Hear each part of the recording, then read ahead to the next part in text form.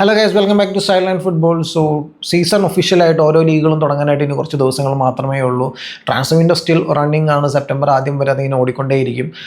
ഇപ്പോൾ ആർസണലിൻ്റെ ട്രാൻസ്ഫർ മൂവ്മെൻറ്റ്സും കാര്യങ്ങളും പറയുകയാണെങ്കിൽ എല്ലാവരും ഉറ്റുനോക്കുന്ന എബ്രച്ചിയസയുടെ വരവ്, ആ ക്രിയേറ്റീവ് മിഡ്ഫീൽഡറിൻ്റെ വരവ് എപ്പോഴായിരിക്കും, ആർസണലിൻ്റെ ഒഫീഷ്യൽ ബിഡും കാര്യങ്ങളൊക്കെ എപ്പോഴായിരിക്കും വരിക എന്നുള്ളതാണ് എല്ലാ ആർസണൽ ഫാൻസും ഉറ്റുനോക്കുന്നത്.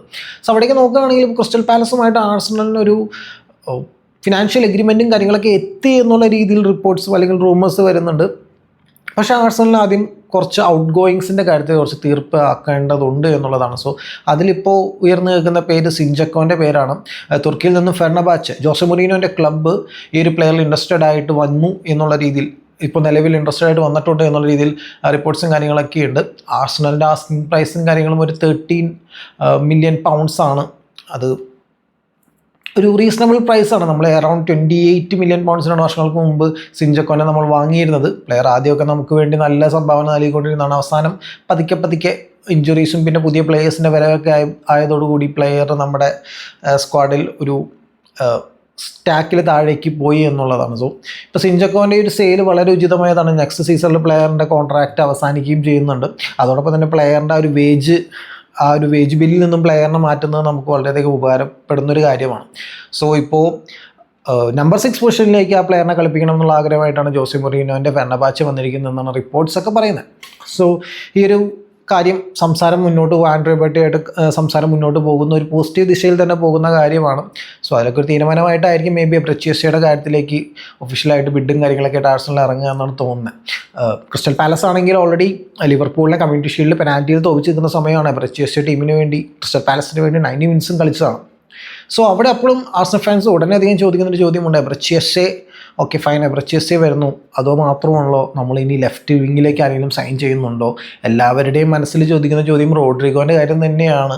പക്ഷേ റോഡ്രിഗോൻ്റെ കാര്യത്തിലൊരു മേജർ ടേൺ എന്താണെന്ന് വെച്ച് കഴിഞ്ഞാൽ, വലിയൊരു അൺഎക്സ്പെക്റ്റഡ് മൂവ് നമ്മൾ പറയുന്നില്ല, കുറച്ചൊക്കെ പ്രഡിക്റ്റഡ് ആയിരുന്നു. പക്ഷെ ഒരു മേജർ ന്യൂസ് തന്നെയാണത്. സംഭവം എന്ന് വെച്ച് കഴിഞ്ഞാൽ, നമ്മുടെ പ്രീമിയർ ലീഗ് വൈരികളായ മാഞ്ചസ്റ്റർ സിറ്റി റോഡ്രിഗോന് വേണ്ടി ഇറങ്ങിത്തിരിക്കാൻ തീരുമാനിച്ചിരിക്കുന്നു എന്നുള്ള രീതിയിലാണ് റിപ്പോർട്ട്സൊക്കെ ഫാബ്രീസിയോ അടക്കം റിപ്പോർട്ട് ചെയ്തിരിക്കുന്നത്. സോ അവിടെ അവരുടെ കാര്യം നോക്കുകയാണെങ്കിൽ അവർ 3 ഔട്ട് ഗോയിങ്സാണ് ഉടനെ നോക്കുന്നത്. ഇപ്പോൾ അതിൽ പറയുകയാണെങ്കിൽ ജാക്ക് ഗ്രീലിഷ് എവർട്ടണിലേക്ക് ലോൺ ഡീലിലേക്ക് പോകുന്ന കാര്യം എഗ്രിമെൻറ്റിലേക്ക് എത്തി. ഹെർവിഗൊക്കെ ഇനി മെഡിക്കലും കാര്യങ്ങളൊക്കെ നടക്കാനുണ്ട്. അതൊക്കെ ഓൾറെഡി ബുക്ക് ചെയ്തിട്ടുണ്ടെന്നാണ് അറിയാൻ കഴിഞ്ഞത്.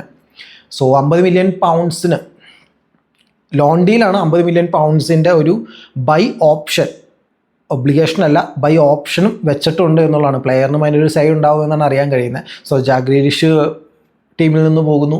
അവരുടെ ജെയിംസ് മെക്കാറ്റിയുടെ കാര്യം നോക്കുകയാണെങ്കിൽ, ജെയിംസ് മെക്കാറ്റി നോട്ടിംഗ്ഹാം ഫോറസ്റ്റിലേക്ക് പോകുന്ന കാര്യം ഏറെക്കുറെ ഫൈനൽ സ്റ്റേജിലേക്ക് എത്തിയിരിക്കുന്നു എന്നുള്ളതാണ്. 20 മില്യൺ പൗണ്ട്സിന് കുറച്ച് മേലെയുള്ളൊരു ഫീക്കായിരിക്കും. 20 മില്യൺ പൗണ്ട്സിന് മേലുള്ളൊരു ഫീക്കാണ് ആ ഒരു ടോക്സും കാര്യങ്ങളും മുന്നോട്ട് പോകുന്നതെന്നാണ് അറിയുന്നത്. അതും ഒരു പോസിറ്റീവ് ദിശയിൽ പോകുന്നതാണ്. അതും ഉടനെ തന്നെ ഒരു ഫൈനൽ എഗ്രിമെൻറ്റിലേക്ക് എത്താനുള്ള സാധ്യതയുണ്ട്. കാരണം പ്ലെയറും ഇൻട്രസ്റ്റഡ് ആണ്. ആൻഡ് അതേപോലെ തന്നെ ടോട്ടനം ഹോട്ട്സ്പർ സിറ്റിയുടെ ബ്രസീലിയൻ പ്ലെയറായ സവീനോൻ്റെ കാര്യത്തിൽ വളരെ ഇൻട്രസ്റ്റഡ് ആയിട്ട് മുന്നോട്ട് വന്നിട്ടുണ്ട്. സിറ്റിയും ഈ പ്ലെയറിനെ വിട്ടുകൊടുക്കുന്നതിന് ഓപ്പൺ ആണ്, പക്ഷേ കണ്ടീഷൻസ് മീറ്റ് ചെയ്യണം എന്നുള്ളതാണ്. സോ ഇപ്പോൾ ടോട്ടനം ഹോട്ട്സ്പർ ഓൾറെഡി ഒരു 50 മില്യൺ പൗണ്ട്സിൻ്റെ 50 മില്യൺ യൂറോസിൻ്റെ ഒരു ഓഫർ വെച്ചതായിട്ട് അറിയാൻ കഴിയുന്നു. പക്ഷേ സിറ്റിക്ക് കൂടുതൽ വേണം എന്നുള്ള രീതിയിലാണ് ടോക്സ് മുന്നോട്ട് പോകുന്നു എന്നാണ് അറിയാൻ കഴിയുന്നത്. പ്ലെയറും സവീനോയും അത്യാവശ്യം ഇൻട്രസ്റ്റഡ് ആണ്, പക്ഷേ സിറ്റിയുടെ കണ്ടീഷൻസ് മീറ്റ് ചെയ്താൽ മാത്രമേ പ്ലെയറിന് അതിനുവേണ്ടി പുഷ് ചെയ്യുള്ളൂ എന്നാണ് അറിയാൻ കഴിയുന്നത്. സോ ഈ 3 ഔട്ട് ഗോയിങ്സും കൂടി ആയി കഴിയുമ്പോൾ സിറ്റി റോഡ്രിഗോയ്ക്ക് വേണ്ടി ഇറങ്ങിത്തിരിക്കുക തന്നെ ചെയ്യും എന്നുള്ളതാണ്. ഇത് നമ്മൾ മുൻപും പറഞ്ഞിട്ടുണ്ട്. ഒരിടയ്ക്ക് റോഡ്രിഗോ റയൽ മാഡ്രിഡ് വിടുകയാണെങ്കിൽ ആർസണലിലേക്ക് വരും എന്നുള്ള സമയത്ത് ഒരു കുറേ വാദങ്ങളൊക്കെ വന്ന സമയത്ത് തന്നെ നമ്മൾ പറഞ്ഞിരുന്നു, റോഡ്രിഗോൻ്റെ പിറകെ നമ്മൾ മാത്രമായിരിക്കില്ല, റോഡ്രിഗോന് ഒരുപാട് ഓപ്ഷൻസ് ഉണ്ടാവും, ടോപ്പ് ക്ലബ്ബുകളൊക്കെ റോഡ്രിഗോനോട് ഇറങ്ങിത്തിരിക്കും. ഒരിടയ്ക്ക് ബയേണിൻ്റെ പേര് കിട്ടിയിരുന്നു, ആർസണലിൻ്റെ പേര് കിട്ടിയിരുന്നു, ലിവർപൂളിൻ്റെ പേര് കിട്ടിയിരുന്നു, ബട്ട് നൗ PSG പേരടക്കം കേട്ടിരുന്നു. പക്ഷേ ഇപ്പോൾ സിറ്റി ഏറെക്കുറെ ആ ഒരു പ്ലെയർ എത്തിപ്പിടിക്കാനുള്ള ശ്രമത്തിലേക്ക് ഇറങ്ങുന്നു എന്നുള്ളതാണ്. പെപ് ഗാർഡിയോള പ്ലെയർ നന്നായി റേറ്റ് ചെയ്യുന്നു എന്നൊക്കെയാണ്, ഒരു ഡ്രീം സൈനിങ് ആയിട്ട് കാണുന്നു എന്നൊക്കെയാണ് റിപ്പോർട്ട്സിനും റൂമേഴ്സിലൊക്കെ പറഞ്ഞു കേൾക്കുന്നത്. സോ സിറ്റിനെ വെച്ച് നോക്കുകയാണെങ്കിൽ അതൊരു വലിയ സൈനിങ് തന്നെ ആയിരിക്കും. ആ ഒരു കഴിഞ്ഞൊരു വർഷത്തെ ഒരു മോശം സീസണിന് ശേഷം തിരിച്ചു വരുന്ന പെപ് ഗാർഡിയോളയുടെ സംഘത്തിന് റോഡ്രിഗോൻ്റെ വരവ്, ഒരു റയൽ മാഡ്രിഡിൻ്റെ ആ ഒരു വിന്നിങ് DNA ഉള്ള റോഡ്രിഗോൻ്റെ വരവ് എന്ന് പറയുന്നത് ഒരു വലിയ ബൂസ്റ്റ് തന്നെയായിരിക്കും. റയൽ മാഡ്രിഡ് ആണെങ്കിലും പ്ലെയറെ വിട്ടുകൊടുക്കാൻ വലിയ കുഴപ്പമില്ല, വലിയ ഒബ്ജക്ഷനൊന്നും ഇല്ലാതെ നിൽക്കുന്നതാണ് കേൾക്കുന്നത്. പക്ഷേ അറൗണ്ട് 100 മില്യൺ യൂറോസിൻ്റെ ഒരു ബിഡ് വെക്കേണ്ടി വരും സിറ്റിക്ക്. സിറ്റി അതിന് തയ്യാറാകുമോ ഇല്ലയോ എന്നുള്ളതൊക്കെ നമുക്കിനി വരും ദിവസങ്ങളിൽ കണ്ടറിയാം. അതേപോലെ തന്നെ മറ്റുള്ള ട്രാൻസ്ഫർ വിശേഷങ്ങളും കാര്യങ്ങളും പറഞ്ഞു പോകുമ്പോൾ സൗദി അൽ നാസർ രണ്ടും കളിപ്പിച്ച് തന്നെയാണ് ഈ ട്രാൻസ്ഫർ വിൻഡോയിൽ കളിക്കുന്നത്. ഇനിഗോ മാർട്ടീനസ്, ജാവോ ഫിലിക്സിന് ശേഷം അവരിപ്പോൾ കിങ്സ്ലി കോമാനെ ബയൺ മ്യൂണിച്ചിൽ നിന്നും തൂക്കിയിരിക്കുകയാണ്. ജസ്റ്റ് ബിലോ 30 മില്യൺ യൂറോസ് എന്ന് പറയുന്ന 30 മില്യൺ യൂറോസിൻ്റെ ഫീക്കാണ് അവർ കിങ്സ്ലി കോമാനെ തൂക്കിയിരിക്കുന്നത്. 3 വർഷത്തെ ഡീലിലാണ് കിങ്സ്ലി കോമാൻ സൈൻ ചെയ്യുന്നത്. സോ ക്രിസ്ത്യാനോ റൊണാൾഡോൻ്റെ ടീമിന് അവർ ഇത്തവണ അവരുടെ ടോപ്പ് ടാർഗറ്റ്സിനെല്ലാം അവരിങ്ങനെ റാഞ്ച് കൊണ്ടിരിക്കുകയാണ്. രണ്ടും കൽപ്പിച്ച് തന്നെ അവർ ട്രാൻസ്ഫർ വിൻഡോയിൽ കളിക്കുന്നുണ്ട്. ഇനി PSG ഡോണറുമയുടെ കാര്യം പറയുകയാണെങ്കിൽ ഇച്ചിരി കഷ്ടത്തിലാണ് എന്നുള്ളതാണ്. ക്ലബ്ബുമായിട്ടുള്ള നല്ല കമ്മ്യൂണിക്കേഷൻ നല്ല ഒരു ബന്ധം മൊത്തം കട്ടായി നിൽക്കുന്ന ഒരു സമയമാണ്. പുതിയ ഡീലിൻ്റെ കാര്യത്തിൽ ഒരു എഗ്രിമെൻറ്റും പ്ലെയർ എത്തിയിട്ടില്ല.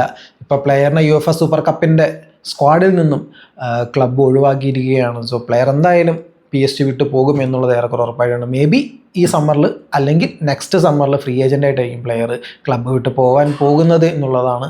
സോ പ്ലെയറിനായിരുന്നു നോക്കുകയാണെങ്കിൽ ലാസ്റ്റ് സീസണിൽ കിടിലം പെർഫോമൻസ് കാഴ്ചവെച്ചു. ചാമ്പ്യൻസ് ലീഗിലടക്കം ആഴ്സണലിനെതിരെയൊക്കെ നല്ല കിടിലം പെർഫോമൻസ് കാഴ്ചവെച്ച പ്ലെയറാണ്. പക്ഷേ ഇപ്പോൾ മാസങ്ങൾക്കുള്ളിൽ ഈ അവസ്ഥയിലേക്ക് എത്തി എന്നുള്ളതാണ്.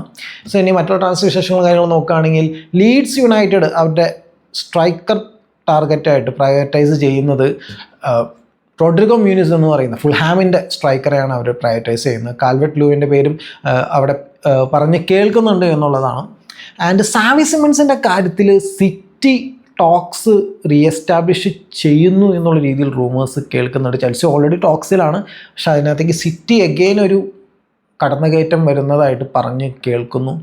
ആൻഡ് ന്യൂകാസിൽ യുണൈറ്റഡിൻ്റെ ട്രിപ്പിയർ റൈറ്റ് ബാക്കിൽ കിടിലം പെർഫോമൻസ് കാഴ്ചവെക്കുന്ന ട്രിപ്പിയറിൻ്റെ കാര്യത്തിൽ ഫ്രഞ്ചിൽ നിന്ന് മൊണാക്കോ ഇൻട്രസ്റ്റഡ് ആണെന്ന് പറഞ്ഞു കേൾക്കുന്നു. അതേപോലെ ന്യൂകാസിൽ യുണൈറ്റഡ് ലെസ്റ്റർ സിറ്റിയുടെ മിഡ്ഫീൽഡറായ ബിലാൽ കനൂസിൻ്റെ കാര്യത്തിൽ വളരെയധികം ഇൻട്രസ്റ്റഡ് ആണെന്ന് പറഞ്ഞു കേൾക്കുന്നു. പക്ഷേ അവിടെ നോക്കുകയാണെങ്കിൽ ന്യൂകാസിൽ യുണൈറ്റഡ് മാത്രമല്ല മറ്റുള്ള പ്രീമിയർ ലീഗ് ക്ലബ്ബുകളും ഈ പ്ലെയറിനെ ടാർഗറ്റ് ചെയ്യുന്നുണ്ട് എന്നുള്ളതാണ്. അതിനകത്ത് എടുത്തു പറയേണ്ട ലീഡ്സ് യുണൈറ്റഡ് ആണ് കുറച്ചും കൂടി ഇൻവോൾവ് ആയിട്ട് നിൽക്കുന്നത് എന്നുള്ളതാണ്. ആൻഡ് മാഞ്ചസ്റ്റർ യുണൈറ്റഡ് അവരുടെ മിഡ്ഫീൽഡ് ശക്തിപ്പെടുത്തുന്നതിൻ്റെ ഭാഗമായിട്ട് കാർലോസ് ബെലാബേൻ്റെ കാര്യത്തിൽ അഗെയിൻ ടോക്സ് റീസ്റ്റാർട്ട് ചെയ്യുന്ന കാര്യത്തിലേക്ക് കടക്കുന്നു എന്നുള്ള രീതിയിൽ റിപ്പോർട്ട്സ് വരുന്നുണ്ട്. സോ അവർ ഓൾറെഡി 3 നല്ല സൈനിങ്സ് നടത്തി കഴിഞ്ഞു. എംബോമോ, മത്യൂസ് ക്യൂന ആൻഡ് ബെഞ്ചമിൻ സെസ്കോ. പക്ഷേ അവരുടെ മിഡ്ഫീൽഡ് ശക്തിപ്പെടുന്നതിൻ്റെ ഭാഗമായിട്ട് കാർലോസ് ബെലബേനെയാണ് അവർ ടാർഗറ്റ് ചെയ്യുന്നത്. ബ്രൈറ്റൻ്റെ കാർലോസ് ബെലബേനെയാണ് ടാർഗറ്റ് ചെയ്യുന്നത്. നമ്മൾ കുറച്ച് ദിവസം മുമ്പൊക്കെ പറഞ്ഞിരുന്നു. പക്ഷേ ഭയങ്കര ടൈറ്റായിട്ടൊരു ചാൻസേ ഉള്ളൂ. പക്ഷേ മാൻ യുണൈറ്റഡ് ഹോപ്പ് വിടുന്നില്ല.